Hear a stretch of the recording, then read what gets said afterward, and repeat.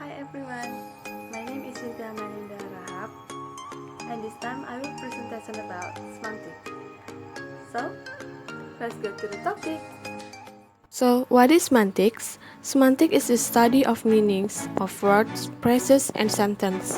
In the semantic analysis, there is always an attempt to focus on what the words conventionally mean, rather than on what the speakers might want to word on a particular occasion. And the next slide is some important area of semantic theory or related subjects include this. In the first one is symbol and referent, and the second is conception of meanings, and the third is word and lexemes, and the fourth is denotation, connotation, and implication, and the fifth is pragmatics, and the sixth is ambiguity, seven is metaphor, simile, and symbols, and the next is semantics field, and the next is synonym, antonym, and hyponym. The study of semantics includes the study of how meaning is constructed, interpreted, clarified, and illustrated, and etc.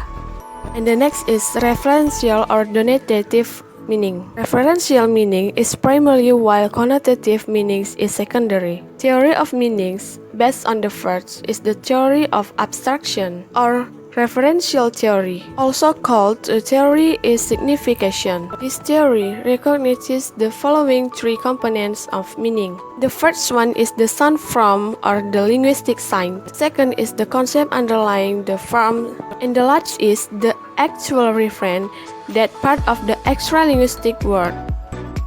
And the next is connotative meanings. Connotative meaning is the communicative value which an expression has by virtue of what it refers to. And for example, you can saw from this slide, in the above set of the words, we find that all the words of the each set have some common semantic features which give their basic or denotative meanings. In the meaning relation at sentence and lexical level as the study of meanings of the linguistic expressions, semantics is conveniently divided into two. The first one is essential semantics and the second is lexical semantics. Essential semantics defined as the first is paraphrasing, entirement, ambiguity, and contradiction. And from lexical semantics studies meaning of words and divided into two. The first one is meaning relation and the second is lexical relations. In the meaning relations is about the interaction of meanings within the across lexical item in the vocab. The next is meaning induction, meaning extension, meaning equation, meaning inclusion, and meaning induction polysemy, entailment, and hyponymy. And the next slide is semantic features. How does semantic approach help us to understand the nature of language? It might be helpful as a means of accounting for the oddness which is experienced when we read English sentences such as the follow. And for example is, my cat studied linguistics. The second is, a table was listening to some music. And above sentences are syntactically right but semantically odd. It is colorless and natural. Kill means simply causing death, whereas in murder, there are some additional or supplementary features which determine its meaning. In the same way protect, pig, and wolf, before have some additional features. These additional features add some extra meaning to the basic denotative meanings.